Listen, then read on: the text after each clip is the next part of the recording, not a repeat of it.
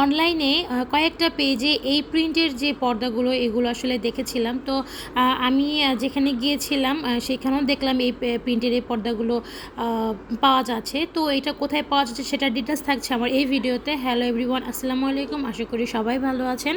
তো ওই দিন যে আমি উত্তরা 7 নম্বরে গিয়েছিলাম, তো তখন আমি এইরকম একটা পর্দার দোকান আর একটা টঙের মধ্যেই আর কি পেয়েছিলাম। তো এখানে দেখলাম যে অনেক টাইপের পর্দা আছে, তার মধ্যে এই প্রিন্টের পর্দাগুলো আমার চোখে পড়লো।